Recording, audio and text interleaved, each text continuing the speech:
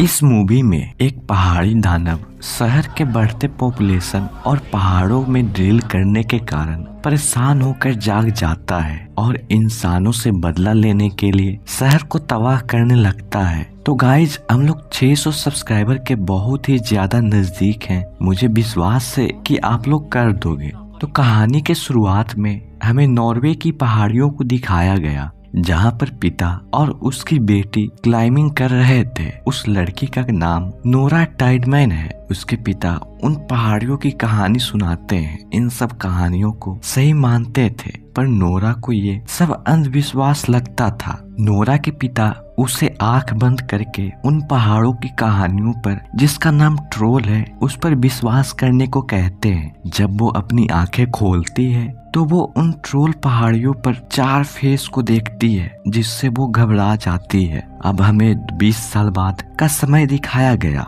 Nora उन सब कहानियों से प्रेरित होकर जीवाश्म खोजकर्ता बन गई थी। वो 6 महीनों से एक आइलैंड पे डायनासोर्स के जीवाश्म को खोज रही थी, पर एक दिन ऐसा भी आता है जब वो उस जीवाश्म को खोज लेती है। उसकी खुशी की कोई सीमा नहीं होती। उसी के साथ शहर के दूसरे साइड कुछ लोग प्रोटेस्ट कर रहे थे, क्योंकि सरकार द्वारा पहाड़ों में बहुत सारे सुरंग बनाए जा रहे थे। वहीं पे एक माइन वर्कर उन लोगों को देखकर थूकता है और उनके सामने सुरंग में ब्लास्ट कर देता है। वो लोग सुरंग में अपना वर्क कंटिन्यू करने जाते हैं, पर अचानक वहां पर अर्थक्वेक आने लगते हैं और किसी के गुर्राने यानी कि गरजने की आवाज आता है। वो लोग किसी तरह उस सुरंग से निकलने की कोशिश करते हैं, पर वो उस तूफान के चपेट में आ जाते हैं। उधर शहर के सिक्योरिटी ऑफिस को दिखाया गया। वो लोग उस अर्थक्वेक को जांचने के लिए कुछ फाइटर्स प्लेन उस जगह पर भेजते हैं। वहाँ पर पूरी तरह तबाही मची हुई थी। जनरल गवर्नमेंट को आगाह करते हैं। पीएम और डिफेंस मिनिस्टर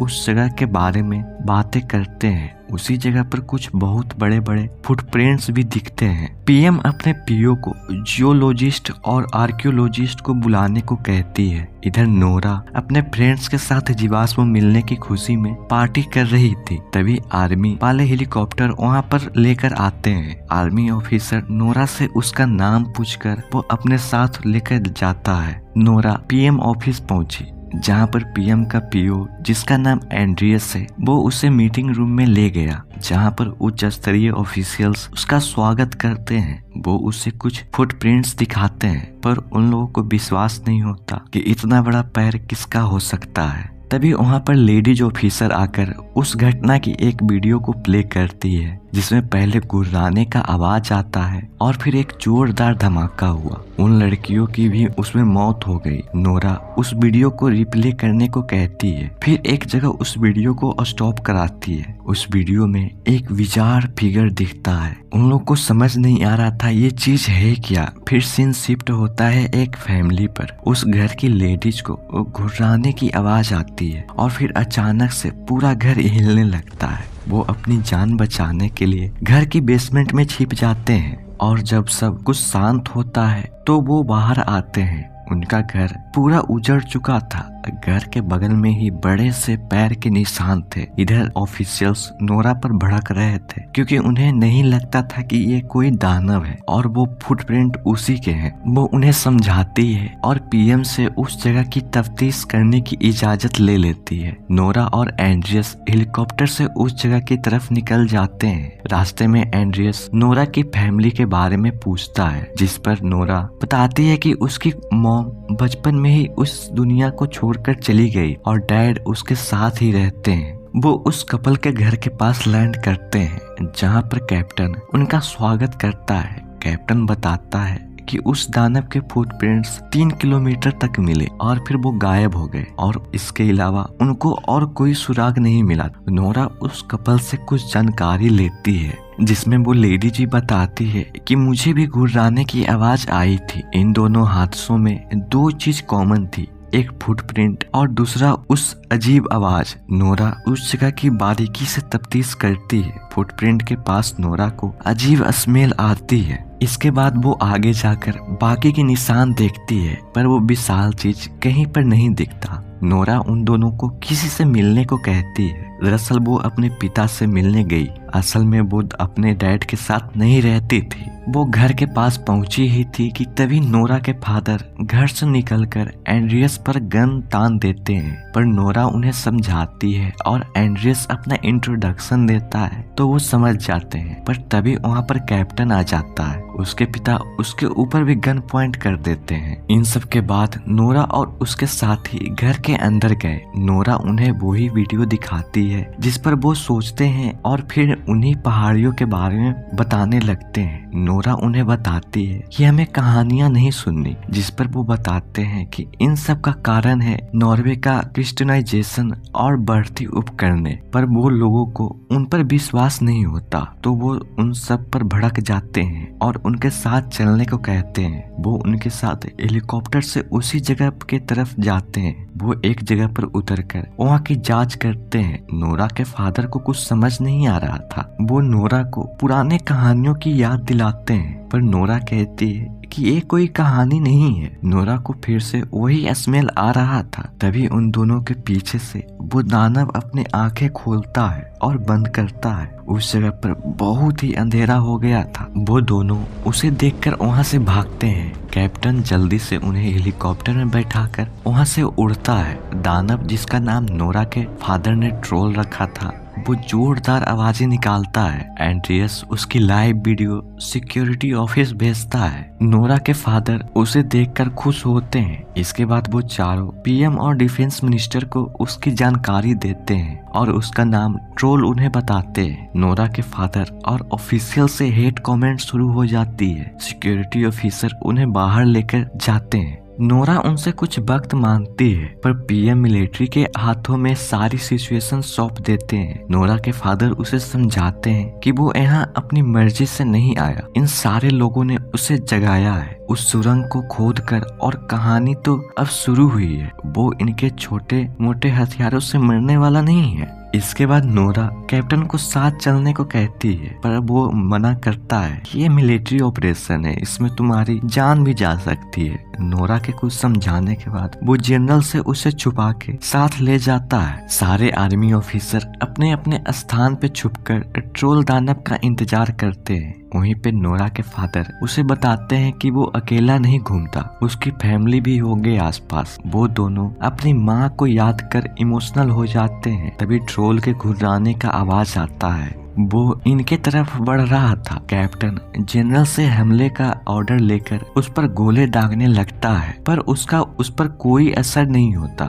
वो एक साथ तोप से भी हमला करता है, पर उसका भी कोई असर नहीं होता। वो पूरा गुस्से से भर जाता है और सब पर हमला करने लगता है। ट्रोल एक एक कर सारे आर्मी वालों को मार देता है। नोरा के फादर ट्रोल को शांत कराने की कोशिश करते हैं। वो उनकी बातें सुन भी रहा था, पर तभी पीछे से आर्मी वाले फायर करने लगते हैं, जिसके कारण वो उसकी तरफ मुड़ता है, पर उसकी वजह से उसका पैर नोरा के फादर को लग जाता है, जिससे वो दूर एक पत्थर से टकरा जाते हैं। नोरा उनके पास जाती है। उधर ट्रोल उन्हें देखकर कुछ नहीं करता और फिर वहाँ से चला जाता है। नोरा के फादर उसे रॉयल पैलेस और वहाँ के किंग के बारे में बताने लगते हैं, पर कुछ पता चलने से पहले उनकी मृत्यु हो गई। इसके बाद नोरा अपने और फादर की पुरानी तस्वीरों को देखकर बीते कल को याद कर रही थी। अगले दिन एंड्रियस और कैप्टन उसे एक और हमले की जानकारी देते हैं। नोरा उन्हें बस समझाती है, अगर ट्रोल के बारे में सारी कहानियां सच्ची हैं, तो हम उसे इन कहानियों के जरिए उसे रोक सकते हैं। पर कैप्टन उन कहानियों को नहीं मानता। नोरा को पता चलता है कि हम उसे बेल के आवाज से रोक सकते हैं। वो पीएम और डिफेंस मिनिस्टर से उसकी इजाजत ले लेती है। तभी इन्हें पता चलता है कि वो ट्रोल शहर की तरफ बढ़ रहा है। इसके बाद हमें शहर की एक जगह को दिखाया गया जहाँ पर भी उसी तरह के अर्थक्वेक आने लगते हैं। तभी ट्रोल उस जगह पर आ जाता है। उस जगह पर पूरी तरह अफरा तफरी फैल जाती है। तभी नोरा और उसके साथी हेलीकॉप्टर में बेल लगाकर उसके चारों तरफ घूमने लगते हैं, पर वो खुद पर कंट्रोल कर तीनों हेलीकॉप्टर को एक एक कर क्रैश कर देता है। बस नोरा का ही एक हेलीकॉप्टर छोड़ता है और फिर ओवर पॉपुलेटेड शहर की तरफ बढ़ जाता है। अब सारी वीडियोज और ट्रोल के बारे में बातें मीडिया में फैल जाती है। नोरा, कैप्टन और एंड्रियस उदास सिक्योरिटी ऑफिस पहुंचे क्योंकि उनका बेल वाला आइडिया काम नहीं किया था।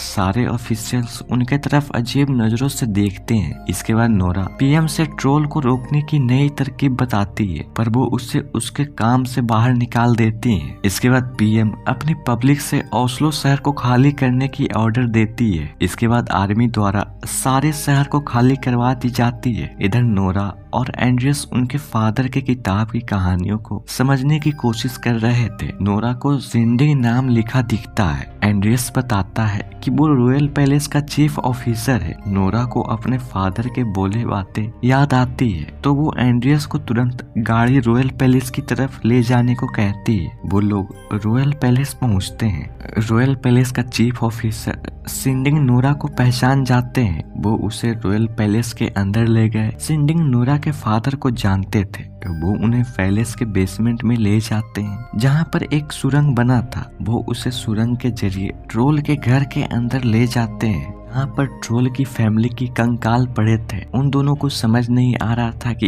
ये सब है क्या। सिंडिंग उन्हें बताते हैं कि ये नॉर्वे के क्रिश्चियनाइजेशन के समय जो भी हमारे पूर्वज के आड़े आते थे उन्हें मार दिया जाता था। उन्हीं में से एक ये ट्रोल की फैमिली भी है। नोरा अपनी टॉर्च जिसमें से यूवी रेज निकल रहे थे उनके कंकाल के ऊपर मारती है। उस रेज के कारण कंकाल चलने लगता है। उन्हें समझ आ जाता है कि ट्रोल को कैसे रोका जा सकता है। इधर ट्रोल शहर के अंदर बढ़ रहा था, तभी जनरल उस पर हमला करने का ऑर्डर दे देते हैं। नोरा कैप्टन को अपनी एक प्लान समझाती है, जिसमें ट्रोल को उस शहर से बाहर ले जाना था और यूवी रेज का इंतजाम करना था। इधर जनरल न्यूक्लियर अटैक की इजाजत दे देता है। उन्हीं में से एक ऑफिसर एंड्रियस को इन सब की जानकारी देती है। एंड्रियस ऑफिसर को सिस्टम हैक करने को कहता है। ऑफिसर कहती है मुश्किल है पर हो जाएगा। उधर कैप्टन ट्रक से एक खाली जगह पर पहुंचता है। नोरा किसी चीज को कार पर लोड करके वहां से ट्रोल की तरफ जाती है। नोरा एंड्रियस को कहती है अब सब तुम्हारे उस हैकर फ्रेंड के ऊपर है। ऑफिसर सिस्टम हैक करने की कोशिश कर रही थी, पर बार बार एक्सेस डिनाई हो रहा था। जनरल पायलट को अटैक का ऑर्डर दे देते हैं, पर पायलट के अटैक करने से पहले वो ऑफिसर सिस्टम हैक कर चुकी थी।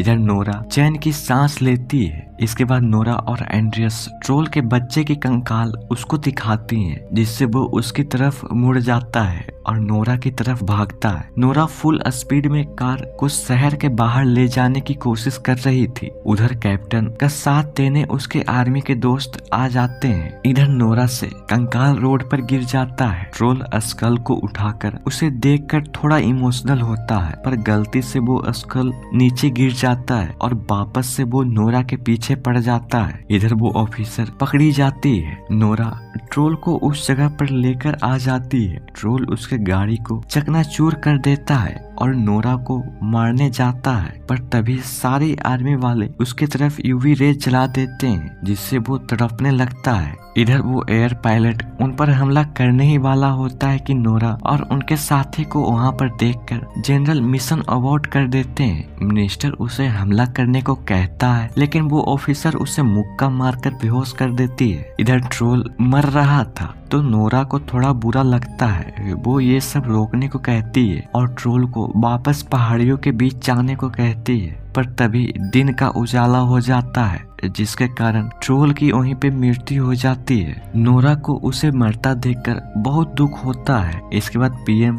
नोरा को कहती है तुमने मुझे गलत साबित कर दिया और शहर को बचाने के लिए तुम्हारा बहुत बहुत शुक्रिया। पोस्ट क्रेडिट सीन में दिखाया जाता है कि डोबरा के सुरंग में अभी घुर्राने की आवाज आती है। इसका मतलब अभी 3 ट्रोल्स और जिंदा हैं। और इसी के साथ ये मूवी यहीं खत्म हो जाती है। तब तक के लिए बाय बाय, गॉड ब्लेस।